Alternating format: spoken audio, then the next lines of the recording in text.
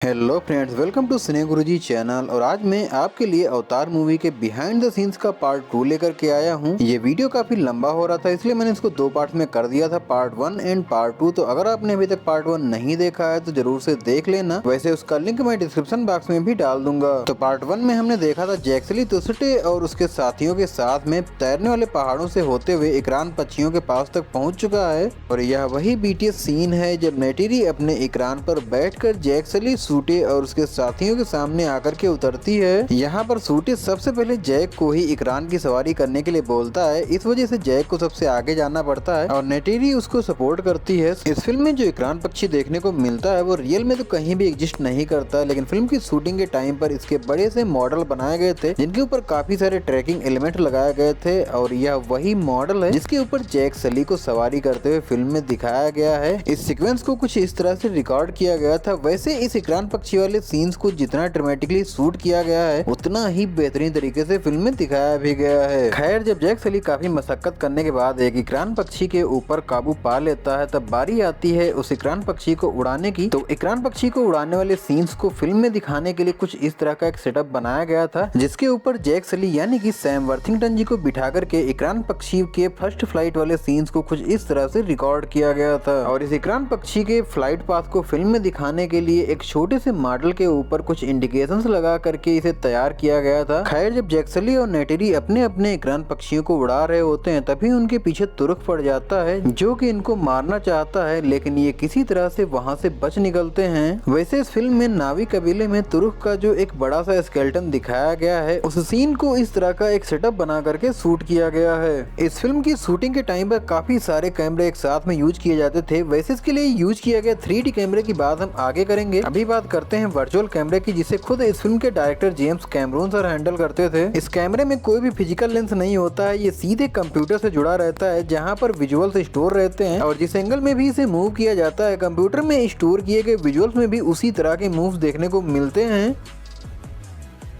Guys, यहाँ पर आप देख सकते हैं कि ये झोली बिल्कुल ही खाली है, लेकिन इसमें से कुछ निकाल कर नेटेरी जैक सली के ऊपर लगा रही है। लेकिन फिल्म में इस झोली में एक लिक्विड दिखाया गया है जिसे नेटेरी जैक सली का श्रृंगार कर रही होती है, क्योंकि अब जैक सली भी नावी बनने वाला है। और यह वही बीटीएस सीक्वेंसेस हैं जहाँ पर नावी कबीले के मुखिया यानी कि नेटेरी के पिताजी एक रस्म के द्वारा जैक सली को नावी कबीले का एक सदस्य बना लेते हैं, यानी कि जैक सली भी अब नावी है।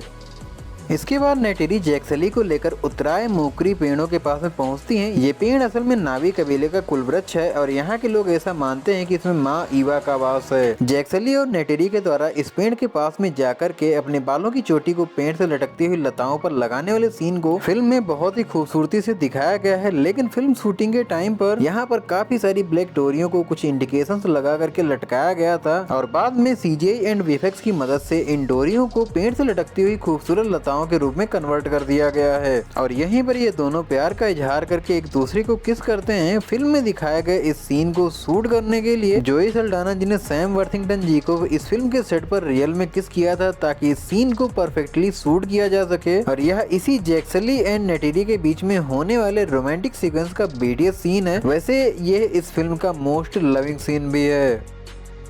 खैर, इन दोनों के इस कांड के बारे में जब सूटे को पता चलता है तब वो बहुत ज्यादा गुस्सा होता है, क्योंकि वह नेटेरी का होने वाला हस्बैंड है। और साथ ही सूटे आसमानी लोगों पर हमला करने के लिए बोलता है, लेकिन तभी जैक भी वहां पर आता है और इसके बाद में जैक एंड सूटे के बीच में थोड़ी सी फाइट भी होती है। लेकिन जब नेटेरी के उसके और जैक के रिश्ते के बारे में पूछा जाता है तब नेटेरी हाँ बोलती है। इस वजह से सूटे और जैक के बीच में अच्छी खासी लड़ाई हो जाती है।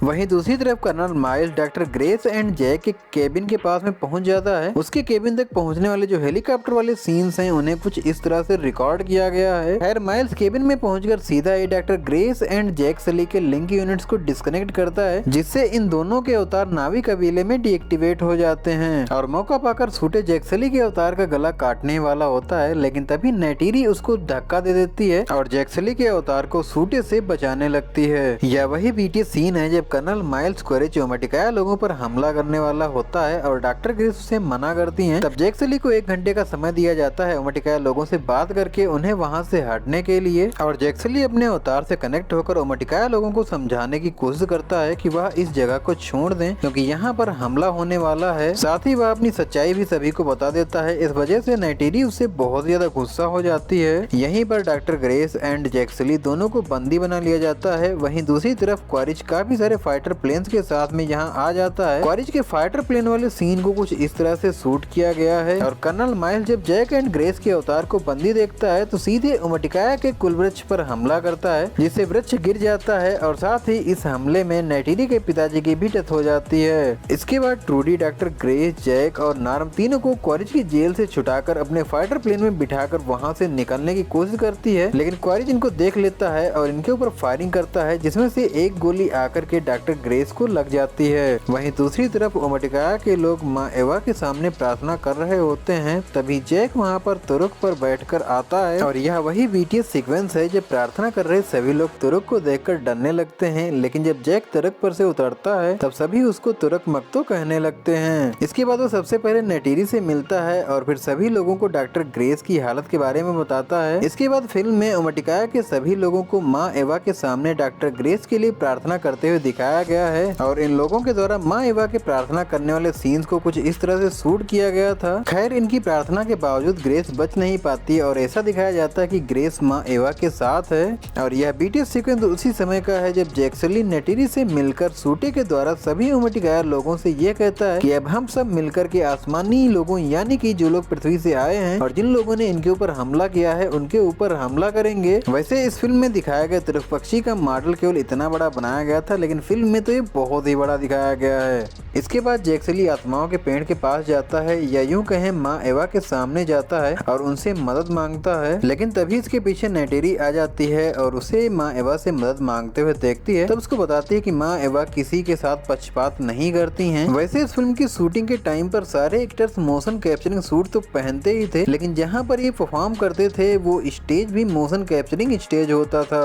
कैमरून सर के डायरेक्शन में बनने वाली इस फिल्म को 3D फ्यूजन कैमरा सिस्टम की मदद से शूट किया गया था। वैसे इस कैमरा सिस्टम को खुद जेम्स कैमरून सर और विंस पेस ने डेवलप किया था और इसको कैलिब्रेट करने के लिए फ्यूजन 3D कैलिब्रेशन चार्ट को यूज करना होता था। इस फिल्म में दिखाए गए फाइटर प्लेन्स और गन्स को रियल में बनाया गया था। हालांकि इनकी क्वांटिटी बहुत ही कम थी, पर बनाया इनको रियल में गया था और ये देखने में कुछ ऐसे लगते थे, लेकिन फिल्म में तो इनको एक अलग ही अंदाज में दिखाया गया है। वैसे फिल्म में इन प्लेन्स का पाथ दिखाने के लिए इनके छोटे छोटे मॉडल बनाए गए थे और उनके ऊपर इंडिकेशंस लगा करके उसी मोशन कैप्चरिंग स्टेज पर इनको हाथ से पकड़ करके घुमाया जाता था। ये फाइटर प्लेन्स तो रियल में बनाए गए थे, लेकिन ये उड़ नहीं सकते थे, इसलिए इनको बड़ी बड़ी क्रेन्स की मदद से कुछ इस तरह से उड़ाया जाता था। साथ ही सामने 2 बड़े बड़े फैंस लगे रहते थे जिनसे एयर फ्लो को जनरेट किया जाता था, ताकि फिल्म देखते समय ऐसा लगे कि ये प्लेन अपने आप उड़ रहे हैं। और यह बीटीएस सीक्वेंसेस उसी समय के हैं जब फाइनली कर्नल माइल्स क्वेरेच पेंडोरा के ओमटिकाया लोगों के ऊपर अपनी आर्मी के साथ में हमला कर देता है और इधर जैक सली भी सूटे और उसके साथियों के साथ मिलकर जबरदस्त लड़ाई लड़ता है। और ये सीन उसी समय का है जब सूटे एक फाइटर प्लेन के अंदर घुसकर लोगों को मारने लगता है। इसी फाइट में उसे एक गोली लग जाती है जिस वजह से उसकी डेथ हो जाती है। खैर आसमान में कर्नल नीचे बॉम्ब गिराने का आदेश दे देता है। तभी हमको नीचे दिखाया जाता है नेटेरी कर्नल माइल्स क्वेरेच की आर्मी से घिर चुकी होती है, लेकिन वो लोग नेटेरी को अभी तक देख नहीं पाते हैं और बस जंगलों को तबाह करते हुए आगे बढ़ रहे होते हैं। तो इन सीक्वेंसेस को कुछ इस तरह से शूट किया गया है। कर्नल की आर्मी आगे बढ़ी रही होती है, तभी काफी सारे जानवर आकर के इनके ऊपर हमला कर देते हैं। इन जानवरों के द्वारा हमला करने वाले सीन को कुछ इस तरह से सेट पर रिकॉर्ड किया गया है।